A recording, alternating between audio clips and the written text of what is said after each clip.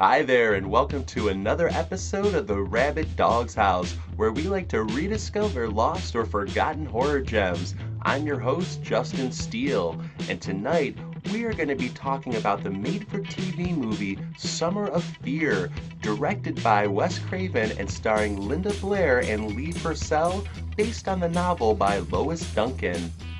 Linda Blair plays Rachel, a young woman whose cousin, Julia, has come to stay with the family after an unfortunate accident. At first, Rachel and Julia seem to be getting along, but Rachel starts to notice unsettling things about her cousin that might involve witchcraft. Summer of Fear is a made-for-TV movie that might not be full of high-level scares, but is an entertaining adaptation nonetheless.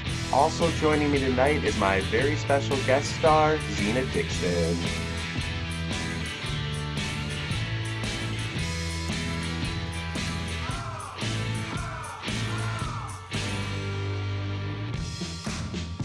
Thanks everybody for joining us for another episode of the Rabid Dog's House. Again, I'm your host, Justin Steele, and with me is the ever-lovely real queen of horror, Zena Dixon. Thanks for joining us. Thank you so much. I'm so excited.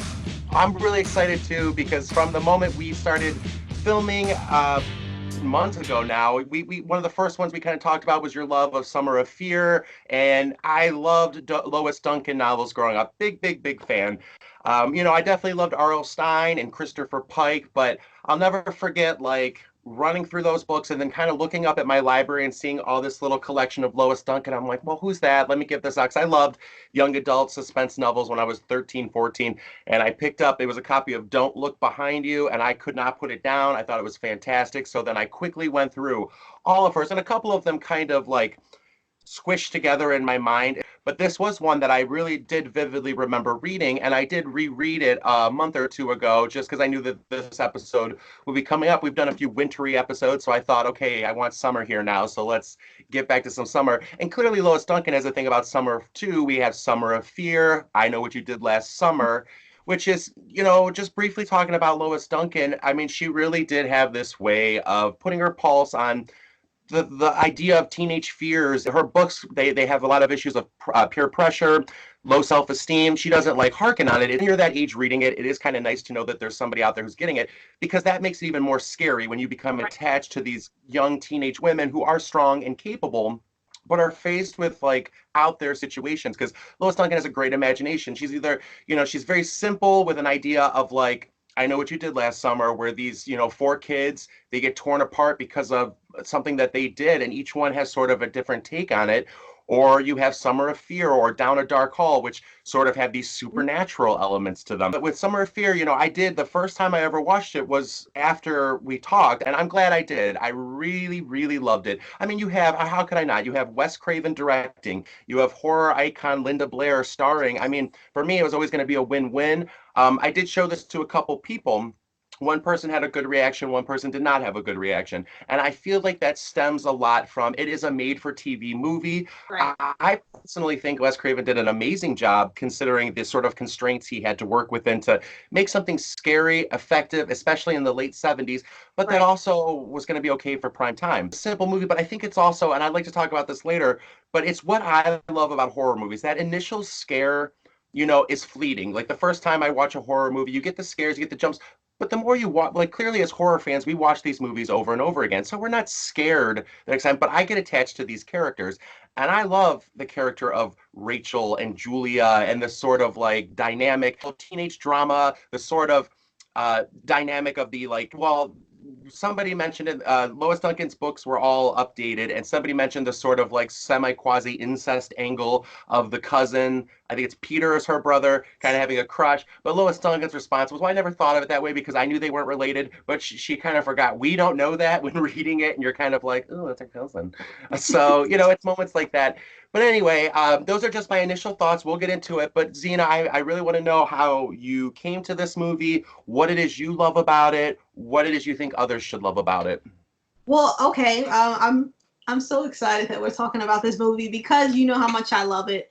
So Yeah. my mom, she watches horror movies, which we discussed, and she has like a crazy movie collection. She puts mine to shame. That's nothing. She has an amazing movie collection, and because she would just randomly just would buy movies. And sometimes we've heard of it, and sometimes we've never heard of it before. But I love the fact that she'll just blindly buy things without seeing it. And that's how I watch majority of the horror movies that I've seen in my lifetime. So when it came to this one, I actually watched this one when I was in high school. Maybe I was like 15, 16 years old, 2002, I don't know. Anyway, so like I checked it out because we bought like a whole bunch of Wes Craven movies. And one of the other ones, it was Invitation to Hell, Chiller, which is The People Next Door, which gave me life. I know that he didn't direct that movie, but that movie just gave me life. Anyway, God, there's just so many movies. Night Visions, Nightmare Cafe, like just so many. Okay. Anyway, so back to this movie. So I remember seeing. I get it though. Yeah. So seeing the poster of it, I just thought it was really just cool and everything like that. And obviously Linda Blair, obviously she's in The Exorcist. She's in this movie that I really like. Well, she's in a lot of movies, but the top movie that I really like from her is one that people hate, and that's Witchery. It does have like a cheesy tone to it, but at the same time, the kills are very brutal. They're very creative, and I'll leave it at that. Gotcha. So the point is, I was really excited to check it out because familiar with Wes Craven, very familiar with Linda Blair, and it's just like, what a duo. So I checked it out when I was in high school, and I remember really absolutely loving it because, like you said, it's like, you have like a teenage girl, Rachel, even though it's like Rachel pretty much, she has everything that a girl could dream of. She has like, her family is very well off. So she's kind of like upper class. You see that house? You saw her room? Gorgeous. The horses. Yeah, they're just gonna go shopping, doesn't matter, just spend whatever. You're absolutely right. She has like her best friend, she has her boyfriend, like everything is just in her favor. So seeing that, it's just like, I find that very relatable. Because not that I'm all fabulous like that, but I find it relatable as a woman, as a female, because it's just like, okay, sometimes there's certain things that other females, I hate when people say females and look at me, that other women do, that where it's just kind of like, okay, why would you do that?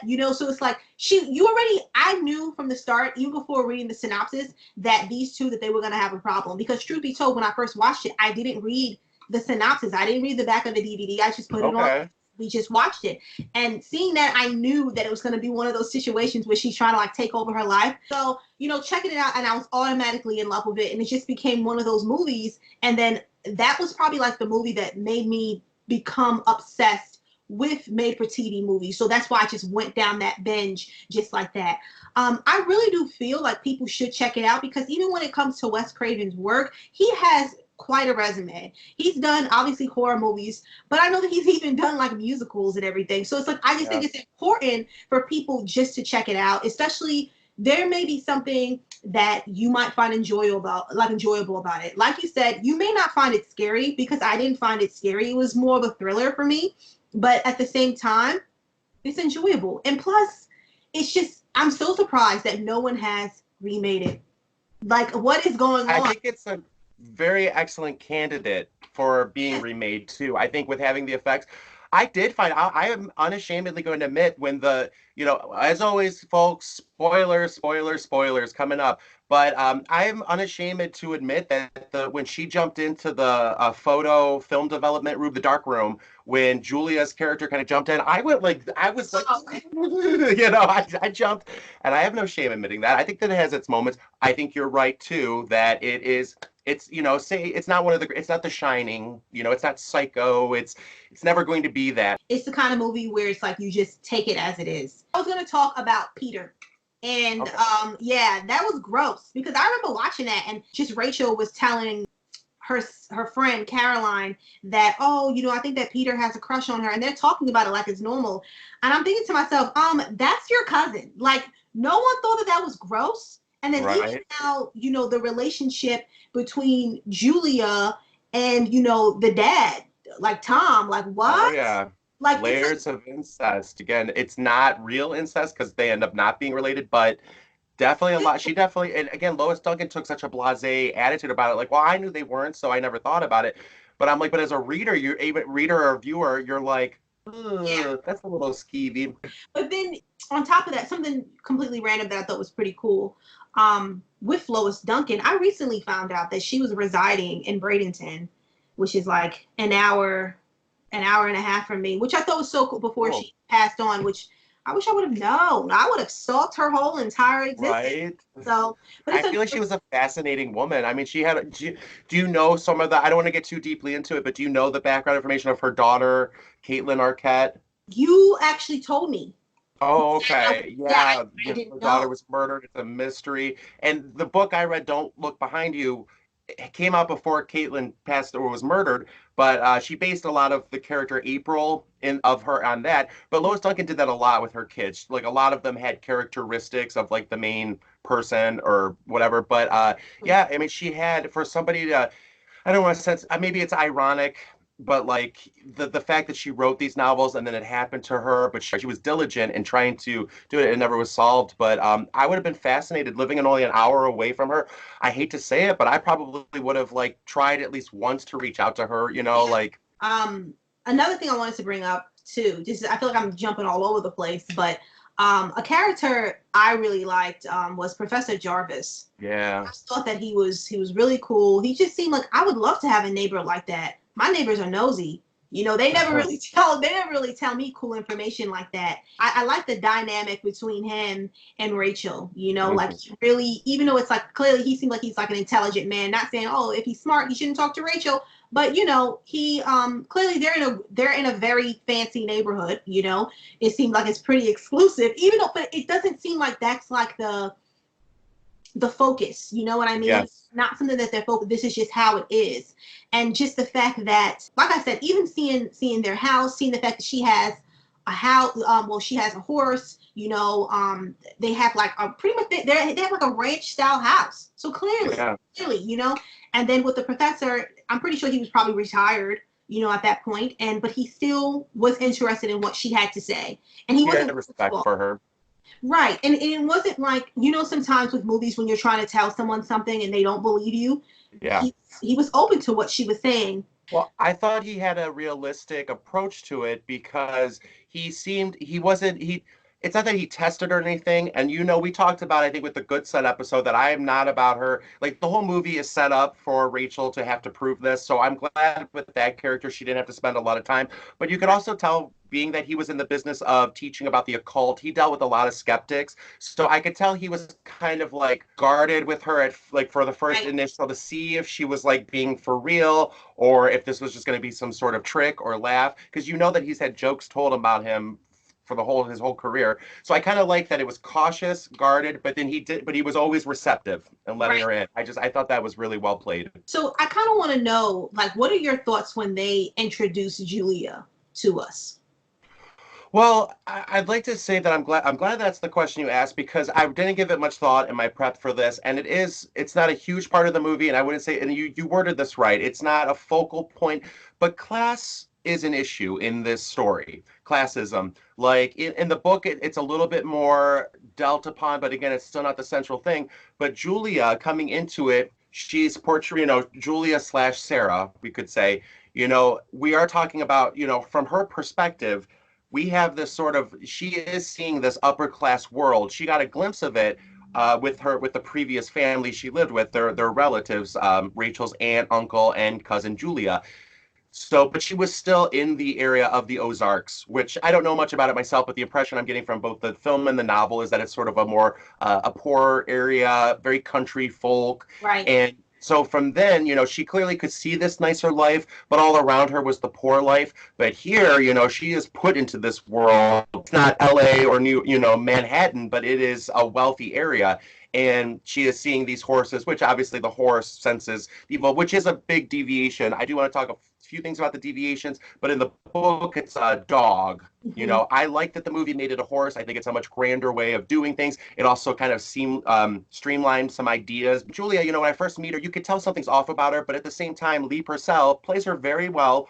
Yeah. Does a really nice job of sort of like having her be like withdrawn, a loner type, kind of nervous, but she could easily write that off as in mourning and loss, etc. Especially when you have the sort of juxtaposition to Linda Blair's Rachel, who's vivacious, who's alive, who has this hair that's just out, and this, when she's walking in town and she's just kind of like strutting along, and Julia. But the most effective moment is when she has the makeover. I mean, you really are like, wow, this is a whole nother girl. It's still her, but it's a whole nother girl. I thought Lee Purcell's performance was excellent. I thought all of the performances were excellent. But seeing Julia come in, you instantly know something's off. You know something's wrong. And if you look at it from this sort of classism perspective, it also suggests like this is a fish out of water. When I first saw Julia as well, you knew, like you said, that there was just something up with her.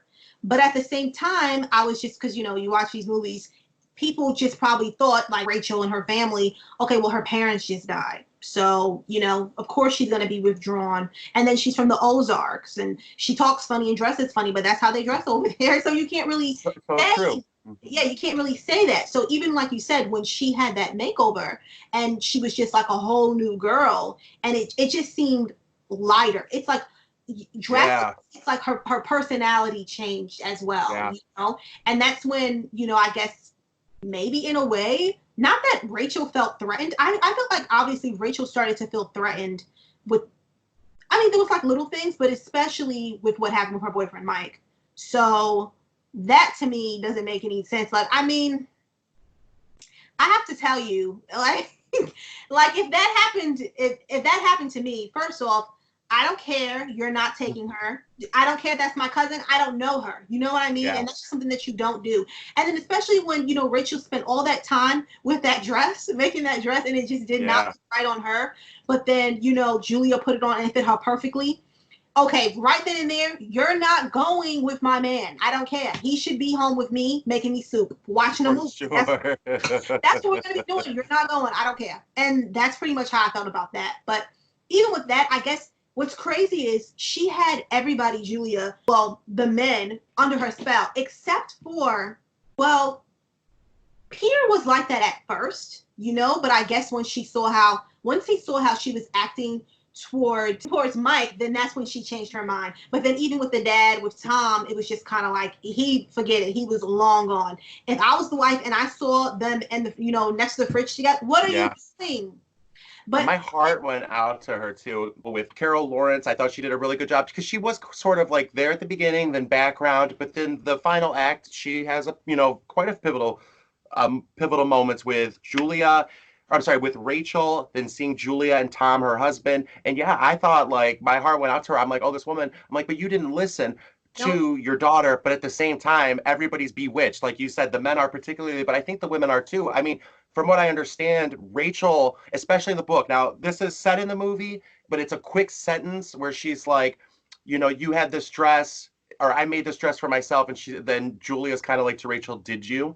And in the book, it's even more emphasized that Julia 100% bewitched Rachel to make that dress for her, because in the book, Rachel is a redhead, and in a couple of Lois Duncan novels, I've noticed she's mentioned that characters who have red hair always are like, I shouldn't wear pink. Okay, I don't know why. It's just a thing I've noticed in a few Lois Duncan novels. So in this book, it's kind of a clue that when she chooses pink, having red hair, that this would not be a choice she would make. And again, the movie sort of flits with that, but in the book, it's definitely emphatic that Rachel was under the spell of making this dress for Julia. And so I'm guessing the mom was also under the spell, but at the same time, they're limited spells apparently, because she sees like, whoa, something's off here. And Tom definitely. Mm-hmm. And you have to wonder, when did the spells all begin? That's always a question I have, because Tom seems bewitched and Rachel has all the hives. And Tom's like standing there looking out the door longingly, like for his youth and to take Julia out himself. It's very creepy. There's a lot of moments like that. But he is though. He's just kind of like, I'm like, oh, that's your niece. But you're right. Like, there were the women and the men; they were both under the spells. But the person who really disappointed me the most, Mike. Like, you cannot be serious. Which I get it that he was under a spell, but at the same time, I would have never gave her an opportunity. I don't care. I don't care if it makes me come off as you're just jealous. Okay, I am. He's not going. Yeah. So, I don't know, but yeah, but obviously, But I think there was a no-win situation. I think that then the mom would have stepped in again and been like, "Now, Rachel, you need to be more giving and blah blah blah." Which no, again, I just want to emphasize in the book, the mother-daughter relationship was definitely more central. She was Rachel was having the biggest problem of anything because of her like sort of losing her mother. Her mother and her always had a really good relationship, and the fact that like her mother's not listening to her. Her mother's always defending Julia, even for refusing to see this happen. That was one of the things that hit Rachel in the book the most, even more than Mike. But when you're watching it on film, of course, I would too also be the same way. Like, who is that girl right there? I don't know who she thinks she is. She's not wearing this dress. I 100% agree. But again, and that's also the best parts because they're so frustrating. You feel for Linda Blair's character, you feel for all that. right. It's trick of this story is that who has blame and who doesn't because they're under spells. But again, we don't know. And that is one part I guess I do wish. I said earlier I didn't mind some of the spells missing, but I wish we had more extent upon which spells she actually used. I don't necessarily need an episode of Charmed, but like I want to know like who was affected because of why and what. Because in the end, then they kind of cop out and say, oh, I don't even remember the last 3 weeks. Before I forget, though, I do want to talk about the performances in this movie because I do think that they are all good. Again, I 100% agree with you. I haven't disagreed with you in the past in terms of these remakes. I agree, in fact, of all of them. But I'd say of all the films we've talked about potential remakes, I think this would be a really good one or a really strong candidate for it because Wes Craven did a more than effective job working again within his constraints. This is a made for TV movie. It's only going to be so effective and have such a budget. But I would like to see it as a shiny movie. Like the latest Lois Duncan adaptation was Down a Dark Hall. I don't know if Right. you got a chance to see that. I have. It's very atmospheric. They can clearly do the ghosts and the CGI effects, and it's definitely. I don't know if it's my favorite adaptation, but I could at least watch it knowing that they weren't going to let you down on that aspect. It was going to look realistic, and I feel like they did what they could with what they did. But Linda Blair, I do want to talk about her, and I want to talk about her performance in an episode of Rabid Dog's House on Hell Night. And what we talked about was that she was nominated, and she may have won, I forget, a Razzie Award for her performance in Hell Night. And I remember kind of being surprised by that. I guess what I like about Linda Blair and her performances are in Hell Night, for example, and in this movie too, but in Hell Night, I feel like she completely immerses herself in the role. Like, I feel like there's moments where she's on set and it's captured on screen that she really gets scared, that she actually gets so involved that, like, she's affected. And I think they looked at that like bad acting. But in my opinion, I don't know, I think that's a pretty good actor, somebody that really gets affected. Like in this movie, when Sundance it like falls over, does all that.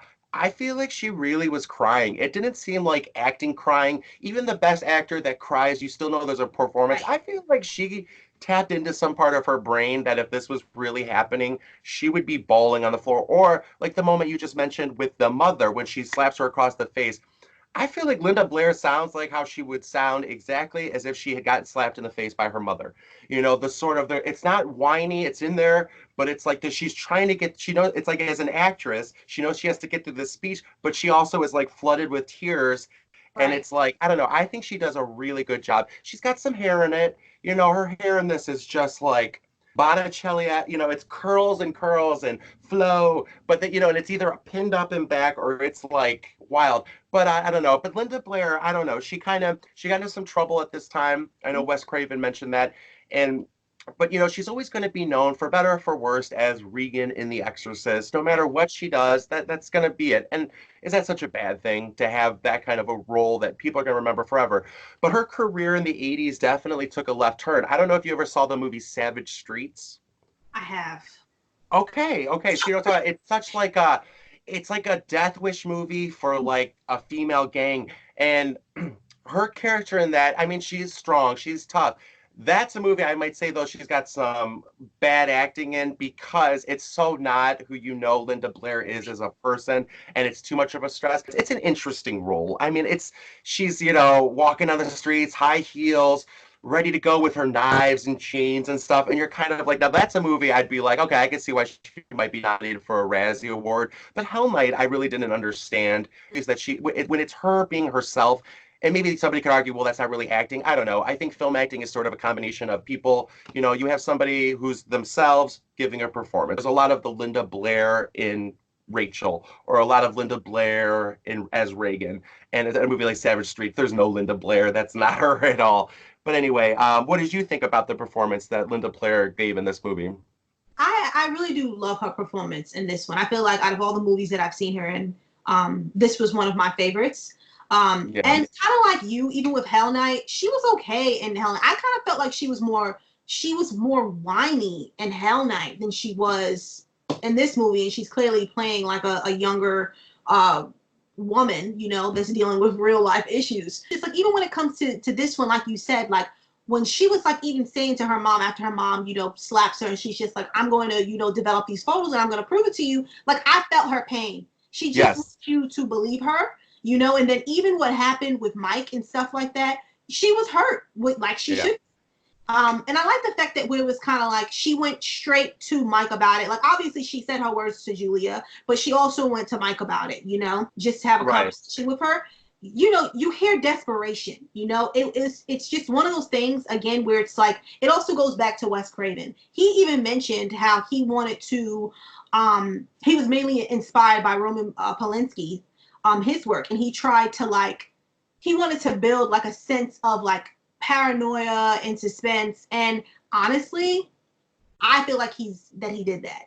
I can totally see him explaining to Linda just pretty much how she should be, how she should respond to this. And then again, being that the fact that, because it starts off, you think that, and the mom even mentions it, you have two girls in the house, there's going to be problems, but it's just like, okay, it's beyond that, because obviously one of them is doing witchcraft. And then even the woman who played Julia, I feel like she did a great job, because even that accent that she had, that was great. I've never heard that kind of accent before, and she did like a great job with it. Like I believed her.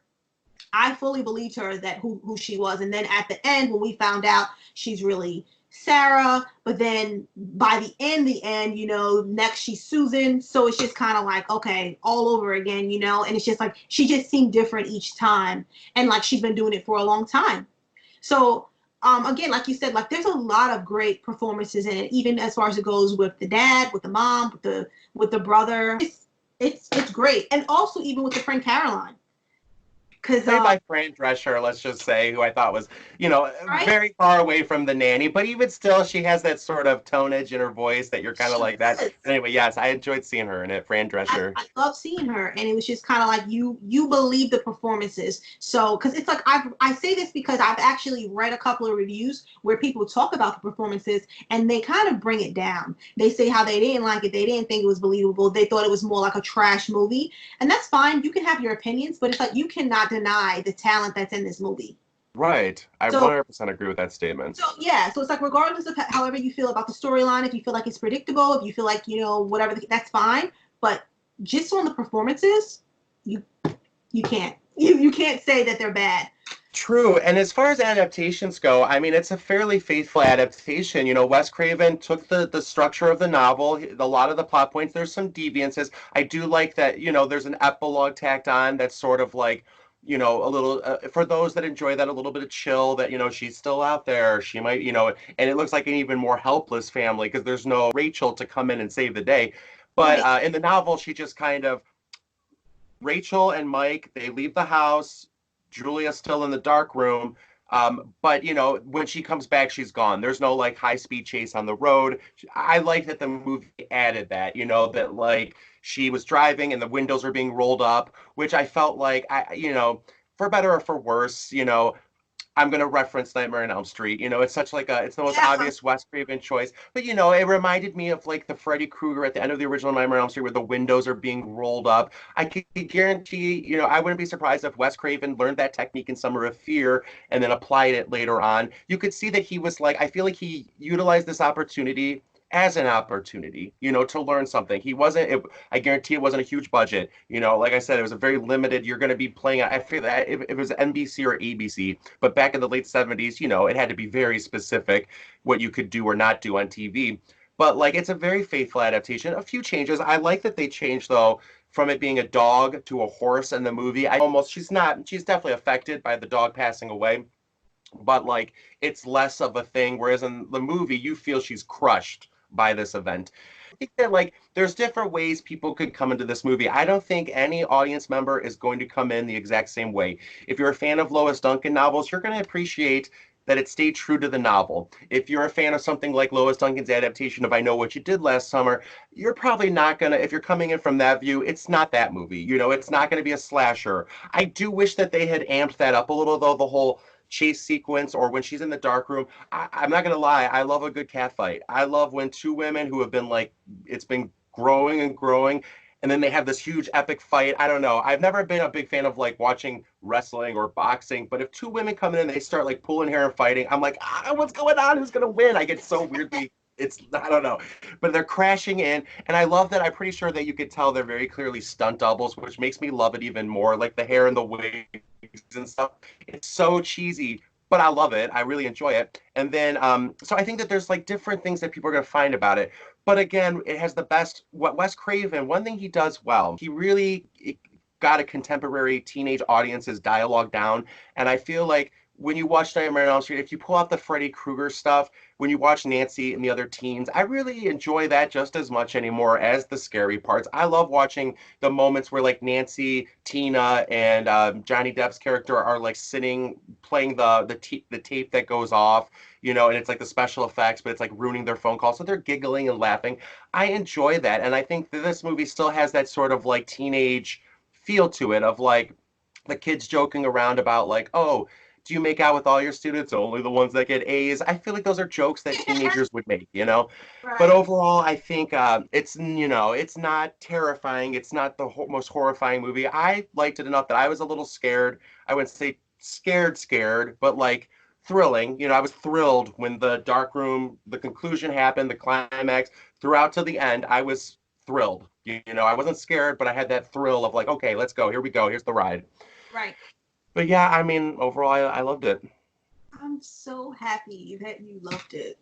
Yeah, I've watched it. Like I said, this is probably the fourth time I've watched it, and I guarantee I'm going to keep watching. I'm glad I have it now, and I'm going to watch it again. Again, so if you are someone who loves 70s movies, I know earlier I said it's more of a thriller. I guess it's more of a horror thriller. I still feel it's in the horror genre, but it has that thriller feel to it.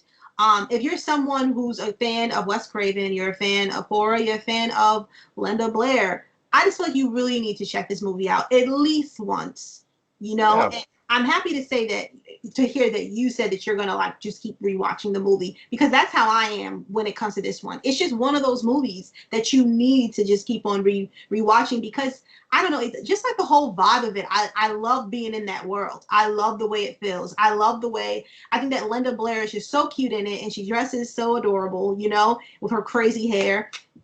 I just love it. And honestly, I would want to hang out with someone like Linda. Rachel. So it's just kind of weird that the fact that, Julia, if she would have played her cards right, she still could have achieved certain things. Like, you don't have to try to kill people. Right, I agree completely. But yeah, I think that she misstepped. I'm so glad you worded it that way. I think she totally misstepped by not trying to like reach out to Rachel. Clearly was like, right. She was obligated, but she also genuinely wanted to make Julia feel a part of things. Right. But yeah, so again, I think that people need to check it out. Lois Duncan novels, it really, if you're a fan of those young adults, I think this would be great for a younger audience too. There's nothing overt in it. It's not sarcastic, it's not talking down to anybody, but it's anybody could watch it. It was a made for TV movie and a solid Lois Duncan adaptation. Thanks everybody for joining us for another episode of the Rabid Dog's House. What are some of your favorite Lois Duncan adaptations, Wes Craven films, or Linda Blair movies? Tell us down below in the comments, or subscribe, or give us a thumbs up. But thanks to Zena Dixon for joining me tonight. You can find her on Wicked Horror, realqueenofhorror.com, or check out some of her YouTube videos under the realqueenofhorror.com moniker. Or I'm Justin Steele. You can also find me at Wicked Horror, 411 Pop Culture, or on Twitter at Wicked Horror Justin. Thank you, Zena. I love getting to chat about one of your favorite and now one of my favorite Summer of Fear, Lois Duncan movies. Thank you so much for having me. Definitely, and I'll see you soon. Have a good one.